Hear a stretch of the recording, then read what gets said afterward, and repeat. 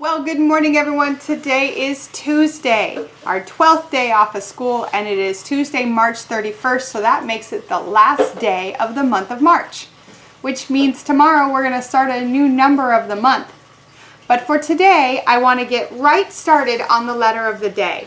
So my cameraman is going to come over and he's going to watch me doing some letter M's. All right, so here we are with our capital letter M. I decided to use colored markers today.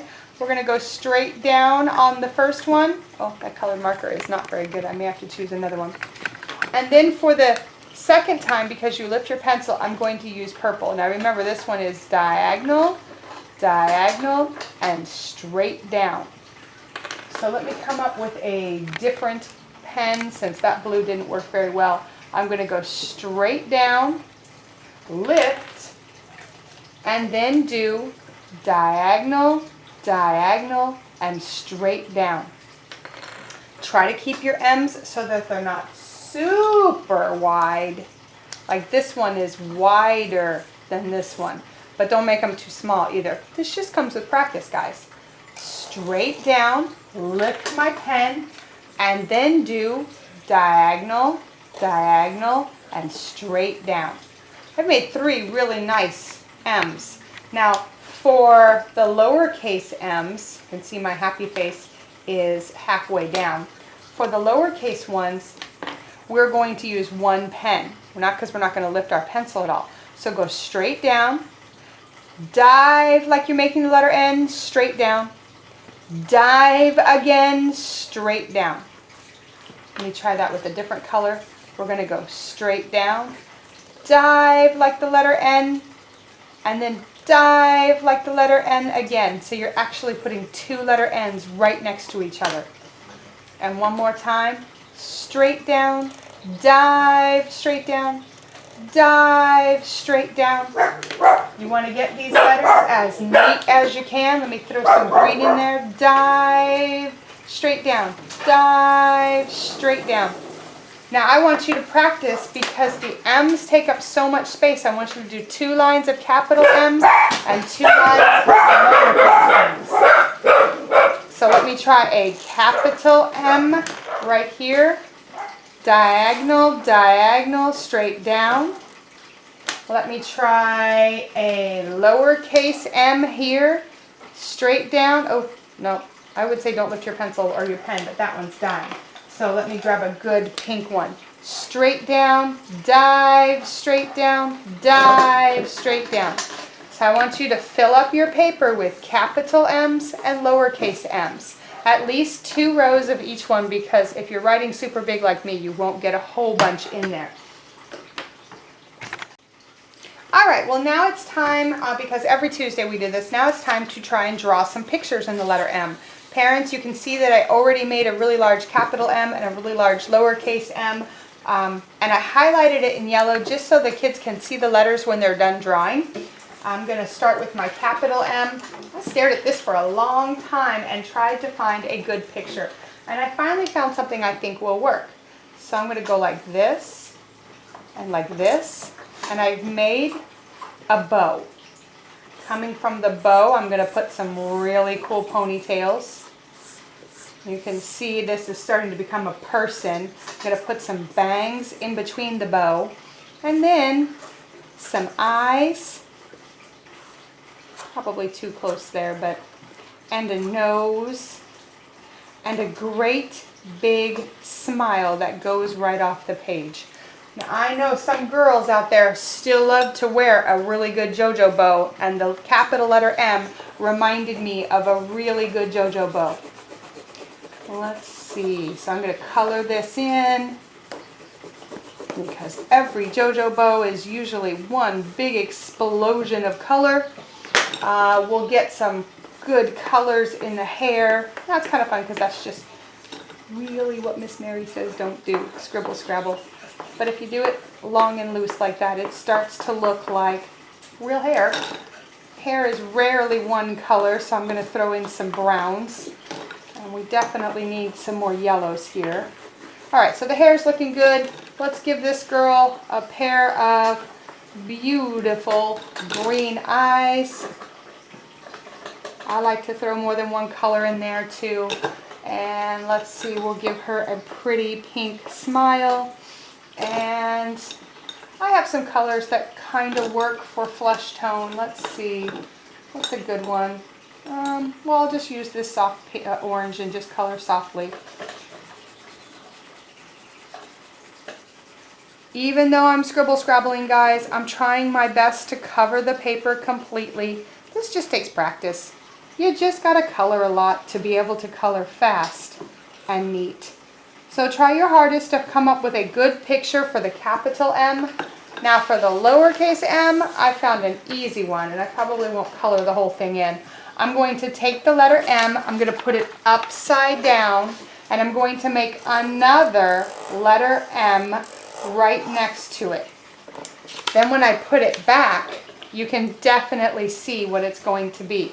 Let me put a body in between these two things, and some antenna, a smile and two eyes. And if you haven't seen the butterfly yet, just start trying.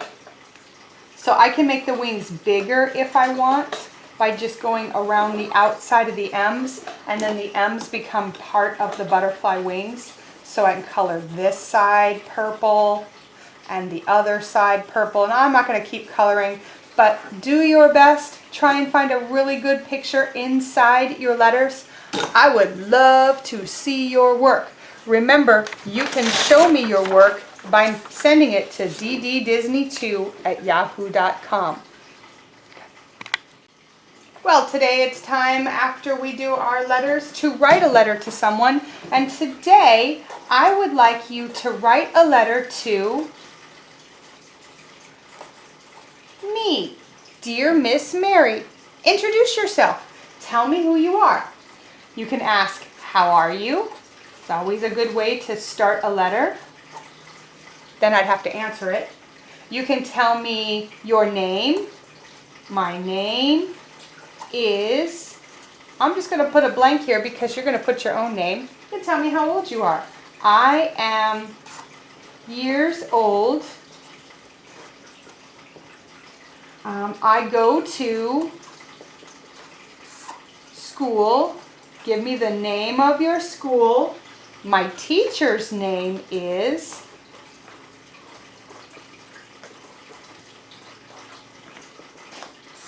Tell me your teacher's name. And one more thing about you. I like to, and tell me some things that you like to do. I'm going to leave all those empty. And then, of course, at the bottom, we always put love, L-O-V-E, comma, and your name. I'm going to put my name. And draw me a picture. Now, I would like a picture of anything. I think I'm going to draw a rainbow today. So I got some purple. I got some blue. Whoops, actually, those kind of look reversed. Let me get a better blue. Okay, that's looking good. Then I'll put some green in there. Some yellow really quickly. I'll finish this up with a little bit of orange and a little bit of red, and my rainbow will be done. Here's a good red. Rainbows usually come from clouds, so I'm going to include some clouds in this. Any picture you'd like. Parents, if they do write a letter to Miss Mary, please have them send it to dddisney2@yahoo.com. You can take a picture of it and send me the picture in the email. I would love to see them. So today's story is Tiki Tiki Tembo. It's one of my all-time favorite stories. I absolutely love this boy's name. So let's open it up to the very first page. Once upon a time, a long, long time ago, it was the customs of all fathers and mothers in China to give their first and honored sons great long names. But second sons were given hardly any name at all. In a small mountain village there lived a mother who had 2 sons. Her second son she called Chang, which meant little or nothing. But her first and honored son she called Tiki Tiki Tembo no Sa Rembo Cherryberry Ruchi Pipberry Pembo, which meant the most wonderful thing in the whole wide world. Every morning the mother went to wash in a little stream near her home. The two boys always went chattering along with her. On the bank was an old well. "Don't go near the well," warned the mother, "or you will surely fall in." The boys did not always mind their mother, and one day they were playing beside the well, and on the well, when Chang fell in. Oh no, there he goes. Tiki Tiki Tembo, No Saw Rembo, Cherry Berry Ruchi, Pip Berry Pembo ran as fast as his little legs could carry him and his mother and said, "Most honorable mother, Chang has fallen into the well." "The water roars, little Blossom, I cannot hear you," said the mother. Then Tiki Tiki Tembo, No Saw Rembo, Cherry Berry Ruchi, Pip Berry Pembo raised his voice and cried, "Oh, most honorable one, Chang has fallen into the well." "Most troublesome boy," answered the mother. "Run and get the old man with the ladder to fish him out." Then Tiki Tiki Tembo, No Saw Rembo, Cherry Berry Ruchi, Pip Berry Pembo ran as fast as his little legs could carry him to the old man with the ladder and said, "Old man with the ladder, Chang has fallen into the well. Will you come fish him out?" "So," said the old man with the ladder, "Chang has fallen into the well." And he ran as fast as his old legs could carry him. Step over step, he went into the well, picked up little Chang, and step over step, brought him out of the well. He pumped the water out of him and pushed the air into him, pumped the water out of him and pushed the air into him, and soon Chang was just as good as ever. Oh, wow. Definitely doing well. That's a cool dragon, too. For several months, the boys did not go near the well, but after the festival of the 8th moon, they ran out to the well to eat their rice cakes. They ate near the well, they played near the well, they walked on the well, and Tiki Tiki Tembo, No Saw Rembo, Cherry Berry Ruchi, Pip Berry Pembo fell into the well. Chang ran as fast as his little legs could carry him to his mother and said, "Oh, most honorable mother, Tiki Tiki Tembo, No Saw Rembo, Cherry Berry Ruchi, Pip Berry Pembo has fallen into the well." "The water roars, little one, I cannot hear you." So Chang took a deep breath. "Oh, mother, most honorable," he panted. "Tiki Tiki Tembo, No Saw Rembo, Cherry Berry Ruchi, Pip Berry Pembo has fallen into the well." "Tiresome child, what are you trying to say?" said his mother. "Honorable mother, Cherry Berry Rembo, Tiki Tiki," he gasped. "Pip Pip has fallen into the well." "Unfortunate son, surely evil spirits have bewitched your tongue. Speak your brother's name with reverence." Poor little Chang was all out of breath from saying that great long name, and he didn't think he could say it one more time, but then he thought of his brother in the old well. Chang bowed his little head to clear the sand, took a deep breath, and slowly, very slowly said, "Most honorable mother, Tiki Tiki Tembo, No Saw Rembo, Cherry Berry Ruchi, Pip Berry Pembo is at the bottom of the well." "Oh, not my first and honored son, heir of all I possess. Run quickly and tell the old man with the ladder that your brother has fallen into the well." So Chang ran as fast as his little legs would carry him to the old man with the ladder. Under a tree, the old man with the ladder sat bowed and silent. Old man, shouted Chang. "Come right away! Tiki Tiki Tembo, No Saw Rembo, Cherry Berry Ruchi, Pip Berry Pembo has fallen into the stone well." But there was no answer. Puzzled, he waited. Then, with the very last bit of breath, he shouted, "Old man with the ladder! Tiki Tiki Tembo, No Saw Rembo, Cherry Berry Ruchi, Pip Berry Pembo is at the bottom of the well." "Miserable child, you disturbed my dream. I had floated into a purple mist and found my youth again. There were glittering gateways and jeweled blossoms. If I close my eyes, perhaps I will again return." Poor little Chang was frightened. How could he say that name again? "Please, old man with the ladder, please help my brother out of the well." So the old man with the ladder, "Your mother's precious pearl has fallen into the well?" Oh, there they go, walking from the hill all the way to the well. It is surely a long journey. The old man with the ladder hurried as fast as his old legs could carry him. Step over step, he went into the well, and step over step out of the well with the little boy in his arms.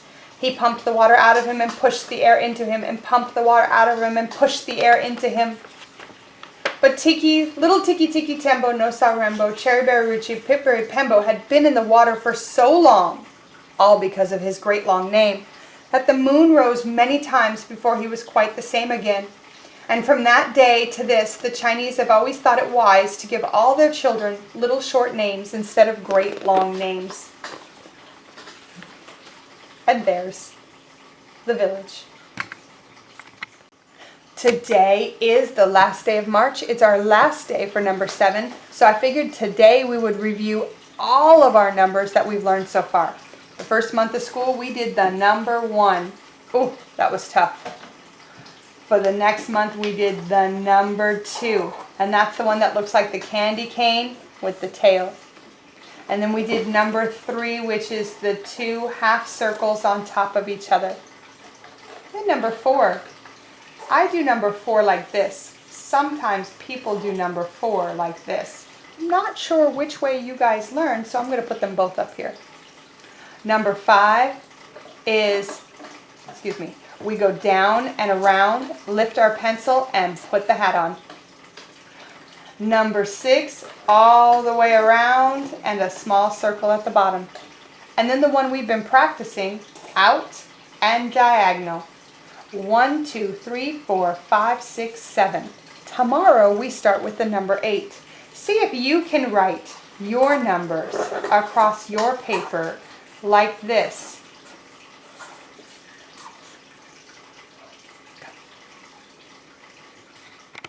So today being Tuesday, I went out and found some objects in the house that we could practice counting with.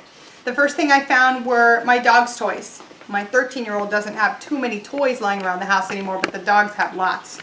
1, 2, 3, 4, 5, 6, 7. I like this one. And then because I was kind of hungry when I was thinking of things to count, I decided it would be good to count a plate of pretzels. 1, 2, 3, 4, 5, 6, 7. Well, maybe 6.5.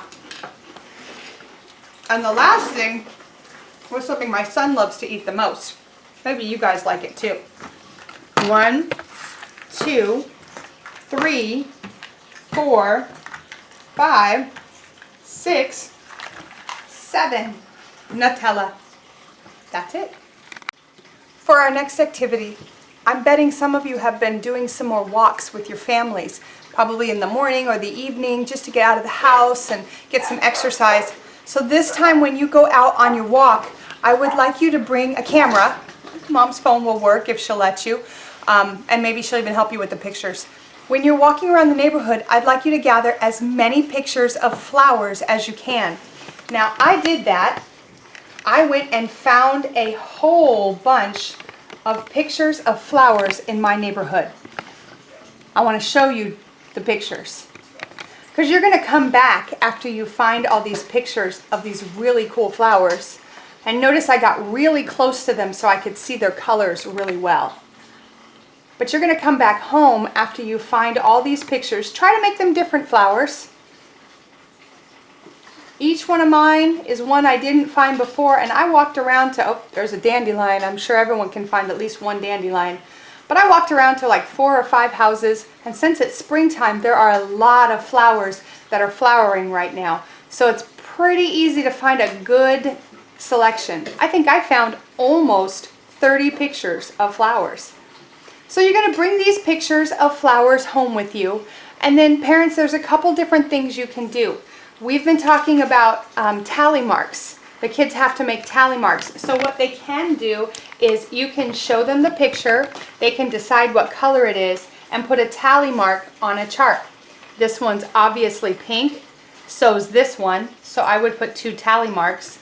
This one's orange. I know it doesn't, it's kind of a light orange. And when you get to, oh, there's another pink one. When you get to one that's like this, where it has purple, yellow, and white in it, I have a section over here for multicolored. So that'll end arguments over what's what. Here's another orange one. Here's a red one. And you can keep doing this with all of them. Here's what I ended up doing with all of mine. Now there's one more activity you can do with this flowers, with this flower information. I took the time to take every one of these and turn them into a Post-it note. So there were white flowers and orange flowers and pink and multicolored. I have them all mixed up on purpose. Kids in Preppy K, I think once a week or once every other week, do a simple graph. Questions like, do you have a pet? What's your favorite color? What's your favorite food? And they take their answers on Post-it notes, or sometimes teachers use the pictures they have of the kids and they put up their information in a graph. So you can hand these to your kids, and if my cameraman will zoom over to the sliding glass door in my kitchen, you'll see at the bottom I have multi-red, pink, orange, yellow, purple, and white.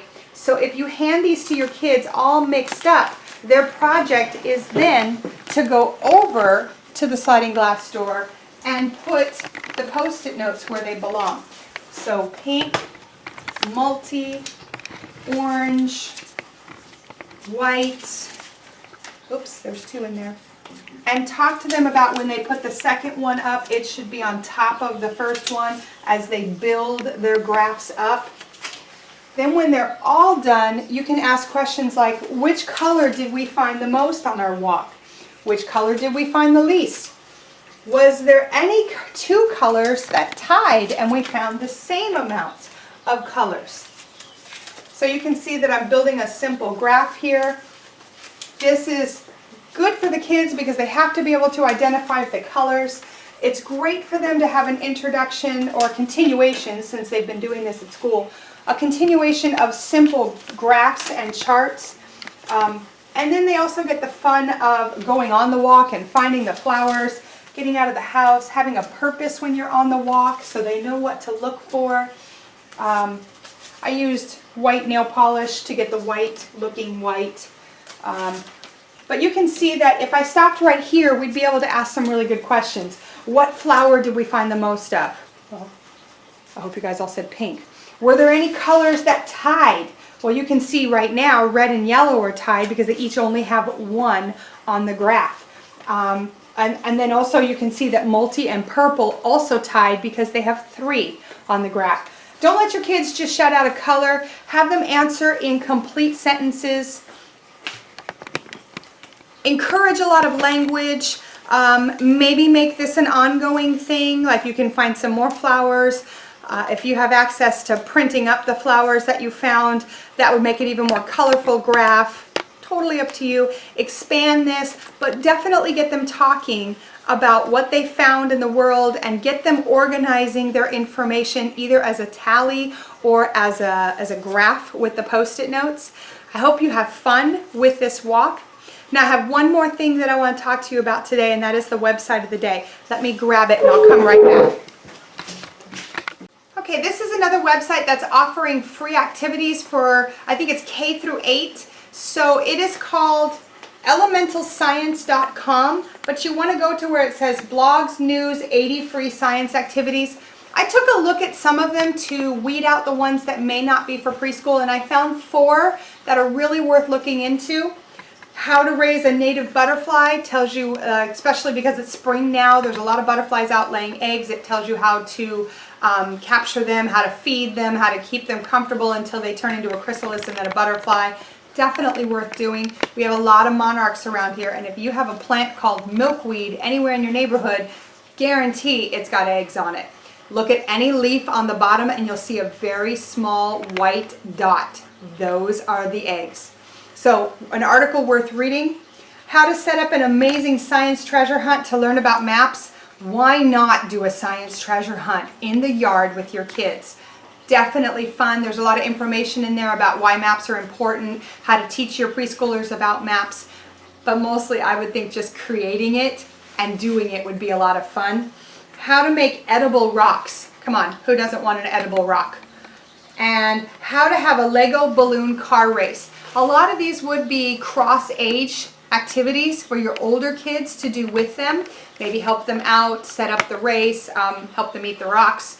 You know, definitely worth looking into. There are 80 free activities, so there might be some good science activities for your older kids as well. I hope you check out elementalscience.com. And that's it for today.